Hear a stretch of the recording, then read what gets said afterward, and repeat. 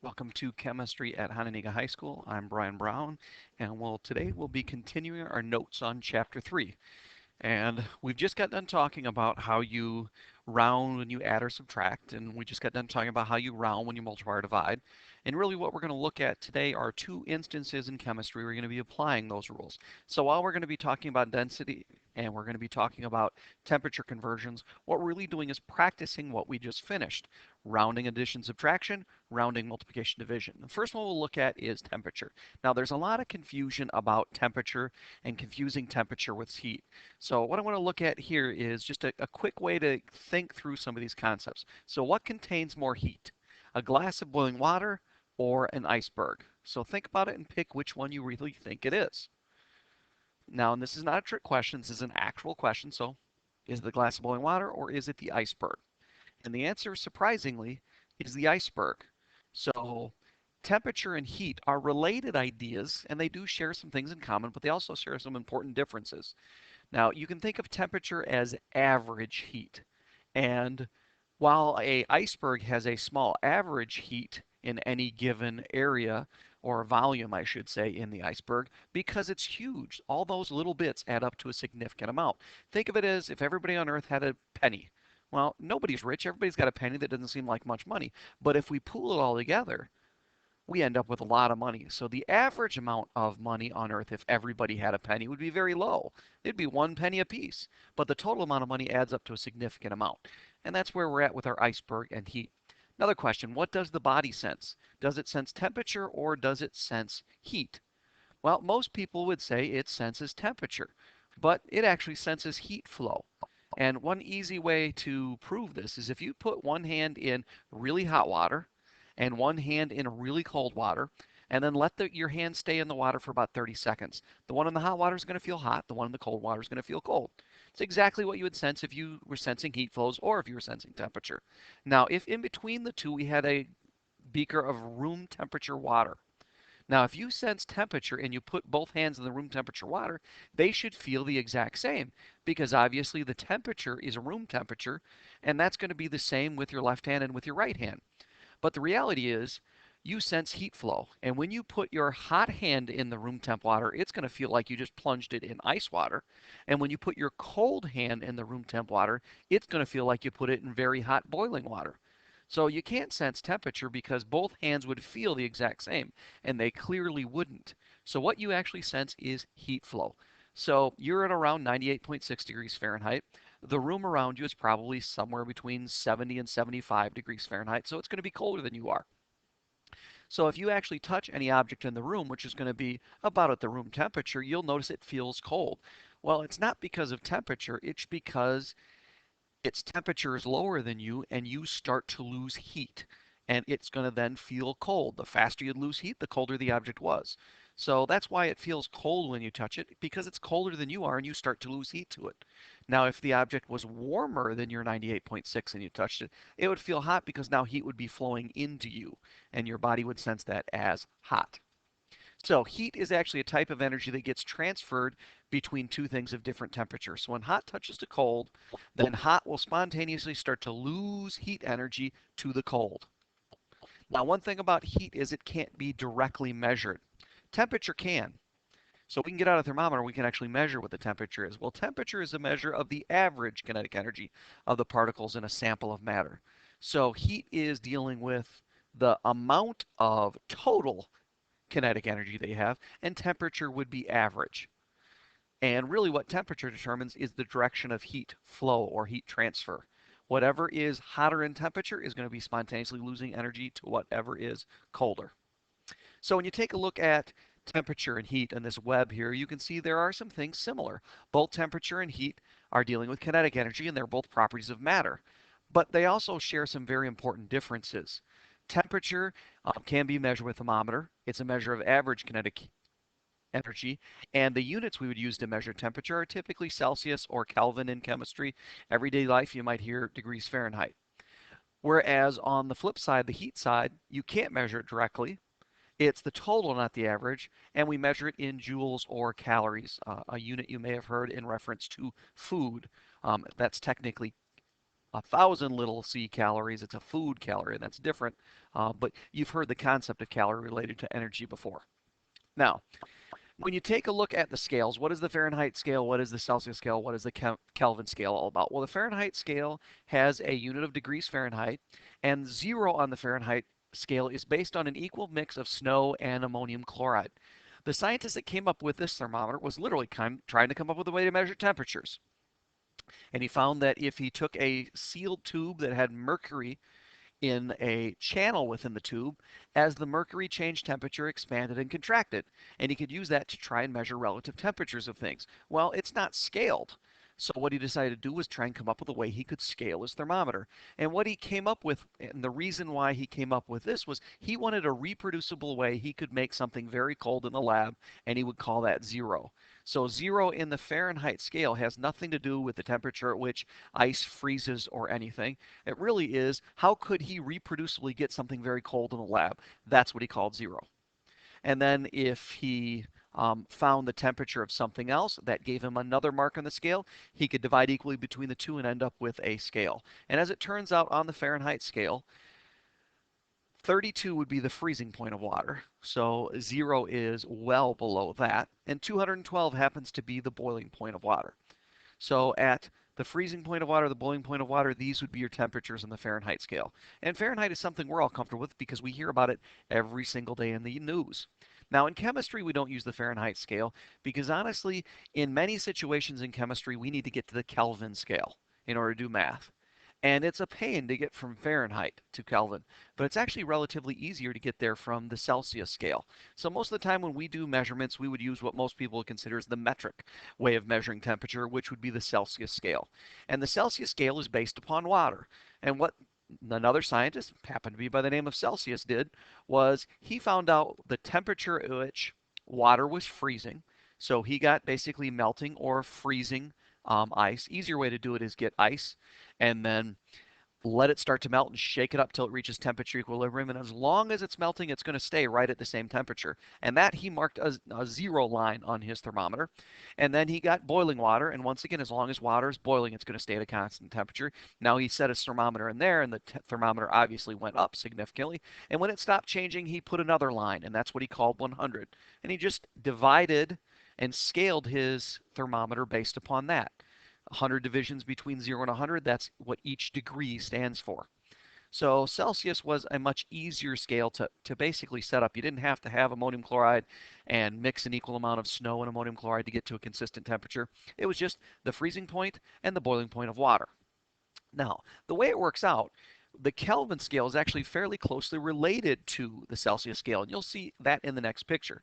But when we do math related to the speed of the particles, because as we heat something up, we're dumping energy in the particles and they start to move faster and faster and faster on average. So temperature in Celsius and temperature in Fahrenheit, same thing happens. As we get warmer, the particles are moving faster.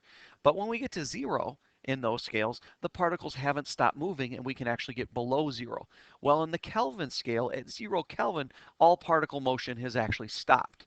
So really the Kelvin scale is the only temperature scale that's truly proportional to the speed of the molecules. And at 0, all molecular motion would have stopped. And we call that absolute 0.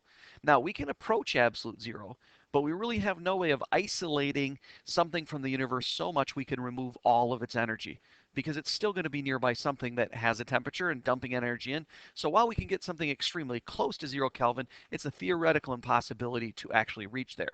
And on this scale, the freezing point of water is 273. The boiling point of water is 373. So the thing is, if you notice between the two scales, Celsius and Fahrenheit, between the boiling point and freezing point of water, they're the exact same. So actually 1 degree Celsius is equal to 1 degree Kelvin in terms of a temperature change. And that's because between the freezing point and boiling point of water, even though the numbers are different, the difference is still the exact same. And then Fahrenheit, there's actually 180 degrees between the two. So it's not the same as the other two scales from that aspect. And technically, the Fahrenheit scale is a little bit better, and that's a little more sensitive. A change of a degree Fahrenheit is a more sensitive number. So you can measure out smaller changes in temperature on a Fahrenheit scale than you can on a Celsius or Kelvin. So from that point, the Fahrenheit scale is actually convenient. But since Kelvin is where we have to be for math, and since they both differ by just the same number, 273, those are the two scales we're generally going to use. So we measure Celsius because it's easier to go to Celsius to Kelvin than it is to go from Fahrenheit to Kelvin. So that's why we use Celsius pretty much exclusively in the lab. So to get from Celsius to Kelvin, all we do is add 273.15. Now that's a number that you wanted to memorize that'll be given on the test, but you need to know what you do with it. In this case, Celsius to Kelvin, you've got to add 273.15. And in this way, you'll never end up with a negative number because remember, we can't be below 0 Kelvin. So how does that work in terms of a math problem? And what does this have to do with practicing the types of math we've been looking at rounding? Well, what is the room temperature in Kelvin? Let's say room temperature is considered to be 25 degrees Celsius. Well, we plug that into the top equation. We've got 25 degrees Celsius plus 273.15. Our calculator is going to spit out 298.15. But wait a second. We just added two numbers together, two measurements together, two measured values. Our answer can only be as good as our worst number. And remember, with addition and subtraction, you look at it in the uncertainties. 25 is uncertain in the ones place. 273.15 is uncertain in the hundreds place. The ones place is 100 times bigger than the hundreds place. So that means we have to round this answer to the ones place. So that 0.15, if we're dealing with a whole number temperature, is actually going to round out and become meaningless because our final answer would then be, if we're rounding it to the ones place, 298 Kelvin. So if our room temperature is 25 degrees Celsius, what is it in Kelvin? Best we could say is 298 K. Now, let's say we changed a little bit and we actually measured our room temperature a little more precisely. We now said it was 25.0. Well, that's now uncertain to the tenths. So now we would be rounding at the tenths place. And since the next digit is a 5, we're going to round it up to 298.2. So if we had a more precise temperature measurement than 25 degrees Celsius, we can get a more precise answer, and that 0.15 now becomes more important. What happens if they're giving us Kelvin and we want Celsius? We'll just rearrange that top equation. Temperature in Celsius would equal the temperature in Kelvin minus 273.15. The rounding in this particular case would work just like it did with our other version here. We're going to look at uncertainties and round to the biggest uncertainties. So what are we really doing and learning here? Well, you're learning about some of the temperature scales we're going to talk about and converting back and forth between them. But more importantly, you're practicing adding and subtracting, the very thing we just looked at learning how to round. Now, next thing we're going to look at is density, another characteristic property of substances that is very important. You've probably calculated densities before in science and math class. But why are we looking at it now? Well, it's not just to practice an important chemistry term, it's also to practice rounding our other style of math. If density equals mass divided by volume, it's literally a ratio of mass to volume, this isn't addition subtraction, this is multiplication division when we're doing problems involving density.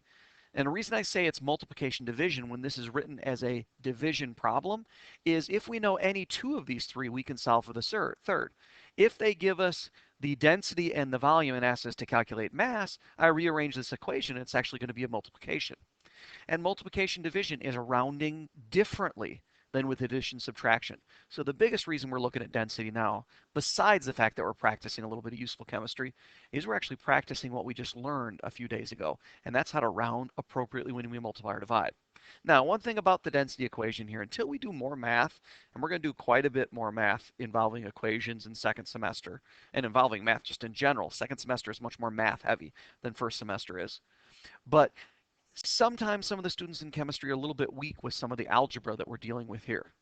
So one of the things that I want to point out, and we'll get back to the density of water as one in a second here, is if you solve your equation and you figured out what density equals or mass equals or volume equals, and you want to double check did you do it right, there's a simple memory aid that's called the density triangle. Now, you have to put mass up top and then density and volume go in the bottom two slots. Well, if you cover up what it is you're trying to solve, you'll see what the equation is. So what does density equal? Well, it says M over V. So density equal mass divided by volume. Now, what would happen if we're solving for volume? Well, volume has a mass on top and a density on the bottom, so volume would equal mass divided by density.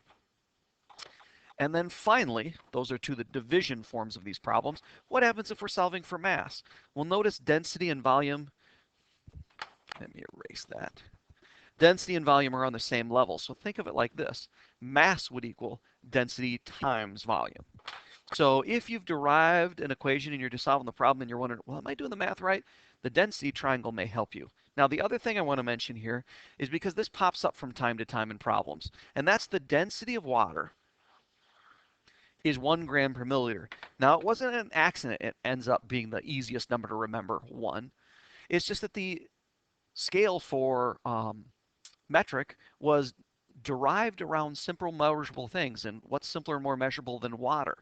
And it really turns out that for the measurement of what a gram is and what a milliliter was originally in the original scale, it turns out if you have 1 gram of water, then you're always going to have 1 milliliter because the number of grams equal the number of milliliters if the density of a substance is 1. So if we had 200 grams of water and the density of water was 1 gram per milliliter, that means we would have 200 milliliters. So this and this, if this equals 1, then mass divided by volume, mass and volume have to be the same thing. So if I know that the volume was 400 milliliters, what the problem is not telling me but would expect me to remember is that, oh, I have 400 grams of water.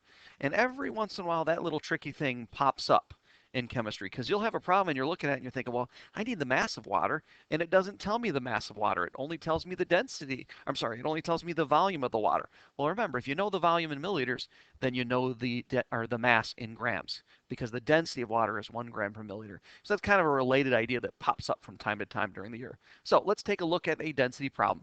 A piece of aluminum, which has a density of 2.7 grams per milliliter, has a volume of 7.1 milliliters. What is the mass of the aluminum? Now remember, we got our density equation. And we don't just solve for density, although if I did give you the mass and the volume, you'd plug them in and divide. But if we know any two of these three, we can solve for the third. So in this case, we want to solve for mass. Now remember, we talked about this at the beginning of the year when we did our practice of an important algebra. If we want to solve for a variable, we have to get it on top first, and that's important, and then get it alone. So if we want to solve for mass, it's got to be on top. Well, it already is. So that means we just need to isolate it and get it alone. Well, how do we get rid of volume if it's on the bottom? Well, if we multiply the right side by volume, then volumes would cancel. And to maintain the inequality, whatever we do to the right, we've got to do to the left. So in this case, mass would equal volume times density. Now, the density triangle would give us the exact same thing. So mass, cover it up, that means D times V. It works. So remember, your density, it can help you if you have any problems with the algebra here. And at this point, all I have to do is plug in my numbers. So my density was 2.7 grams per milliliter, and my volume was 7.1 milliliters. Now, I want to actually show you what's happening with units here when we set these up. So if I write it a little bit differently, and it looks like this, it's a little easier to see what's happening with units. Remember, we need to not only multiply the numbers in a math problem, we need to multiply out the units as well. I have a milliliter on bottom and I have a milliliter on top. Those two things are going to cancel, and I'm going to be left with grams. Well, it's asking what is the mass. So when I do my unit analysis, I should cancel to grams if I've done it right. Now, my calculator is going to spit out 19.17, and we just looked at how I would know that would be grams through canceling the units. Now, 19.17 seems to have a ton of significant digits in it. Well, my measurements weren't that good. 2.7 and 7.1 both only had 2 significant digits. And remember, when we round, when we multiply or divide, we count sig figs and round to the least significant number. So 19.17 can only have 2, because if both of my measurements had 2, and I have to round to my least significant number, then that means 2 sig figs. And I'm going to be rounding at the 9. Next digit's a 1. So my answer would be 19 grams. So having the most accurate and most precise answer is important for our numbers that we're using in chemistry. So 19 grams would be my final answer here. And what we're really doing is multiplying and practicing rounding.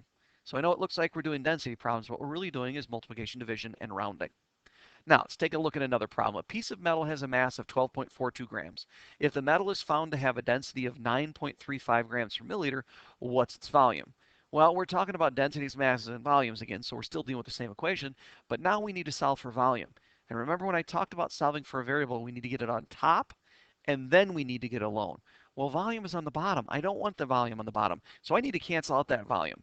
Well, I'm going to cancel it just like I did a second ago. If I multiply both volume sides by volume, the stuff on the right is going to cancel. And notice my volume is now on top. So now I've got volume on top. I just need to get it alone. So I've got volume times density equals mass. Well, if I divide the left side by density, then I have to divide the right side by density, and my densities on the left would cancel, and I'd be left with the volume is going to equal the mass divided by my density. Remember, density triangle can show you that exact same thing if you weren't sure if you did the algebra right. Now, all I have to do at this point is plug in numbers. So 12.42 grams goes on top, 9.35 grams per milliliter goes on bottom. Now, at this point, we're going to do the same thing I did a second ago. We're going to look at our units. So we have grams divided by grams per milliliter. And when we divide that, the grams are going to cancel. And what we're going to be left with is 1 over milliliters. Now, one of the things you should remember from algebra is that if I have 1 over x, that's going to equal x. So dividing by something is inverse multiplication. So if I take 1 times milliliters over 1, I'm going to be left with milliliters. So when my grams cancel here, I'm going to be left with milliliters on top. And by looking at my unit analysis, that actually is what works. Now, my calculator is going to give me a whole bunch of decimal places here. Once again, I have to think through multiplication, division, rounding. 12.42 has 4, 9.35 has 3. I need to round to 3, which is right there. Next digit is an 8, so it rounds up to 1.3 milliliters. So that would be how you do some multiplication, division, and rounding. Now, the last thing I want to mention is if we have an irregularly shaped object and we want to find its volume, a common way to do that is to take it and put it in a graduated cylinder that has water in it.